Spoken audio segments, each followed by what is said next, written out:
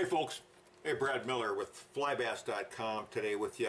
I want to show you some pretty interesting tools that I've come across, and I think you're going to find them very helpful in your fly tying. First of all, I'm going to talk about a Hackle Pliers. Hackle Pliers are nothing new. I'm using one of these good old ones, and if you're, it's okay to use them. They work just fine. People have been using them forever. But I've got one here, another one here that I think you might like. I'm going to go ahead, sort of tie that off. Now I'm going to take the bobbin up here and leave it up here. Now I'm going to take this one off. Of course, they all have a tendency to break, and we all know that, and that's just the way they are. But here's a different twist on a Hackle Pliers. It gives you a little bit more room. And this is a long reach Hackle Pliers from Griffin. Okay, so this one, you've got a really nice long handle here, and it just kind of helps keep everything out of the way, and it keeps your fingers out of the way, and you can just sort of move forward, and it really does a nice job of putting that hackle on there. Okay, now what I'm going to do, I'm going to tie that off for now. And always a good idea when you're playing with the hackle to pull it back a little bit as you're doing it. So I'm just gonna take and pop that off for now. Typically, when we've used whip finishers in the past, if I was tying a cockroach right here, it wouldn't be a big deal. I could tie this thing on her, although it's a little short, and I'm starting to, these whip finishers are really designed to tie off up by the hook up here, aren't they? Right? Okay. And this is a sort of a traditional whip finisher right here. And I've got another one here from Griffin that's a long-handled whip finisher. So you guys just want something that's got a little bit bigger grip. Maybe you got big hands, or maybe you just want something that just works a little bit better.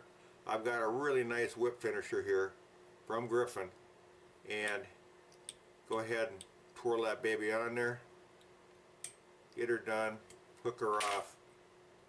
Nice deal there. Okay, so that's the regular whip finisher. Okay, now let's say, for example, that we're tying on a big popper head. So this happens to be a king-shanked hook, and I'm going to be tying on a great big, the largest size of the lefty's popping bug head. Okay. Also, please notice on this that the find something to point with here. The hole that comes factory on these is in the middle.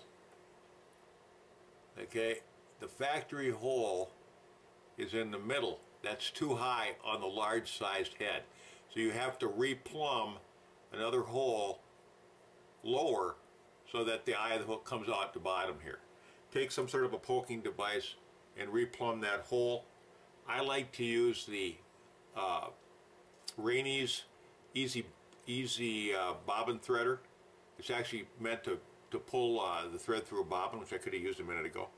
But I like to use it the most for running in new holes on these popper bodies. It works really good for that. But let me get this thing on here and I'll show you what I'm talking about. So now I've got this on here, and I want to tie off this fly right here back behind it. Well, if I use a traditional type of a whip finisher here, you can see that it's not big enough to really go around that, and it doesn't work very well, regardless of what type of a whip finisher you're using. Enter the long reach whip finisher from Griffin. Okay, look at this thing, cooler than hell. Check this out. Alright, now I'm going to get this loaded up, and I can whip finish to my heart's delight with right over any kind of a big obstruction that I might have on the front of that hook. Okay, and works just great. Take that baby off, tighten her down. Life is good. So to review, we've got the Griffin rotating, long-handled Hackle Pliers, which is really nice.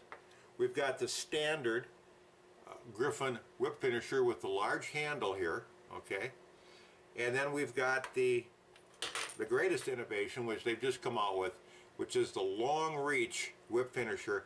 Anybody that's tying poppers up or any kind of a fly where you got kind of a big front end head on it and you got to get over that thing to whip finish, you got to have one of these babies. Hey, Brad Miller, flybass.com. Come on back and visit us again. Thanks for watching.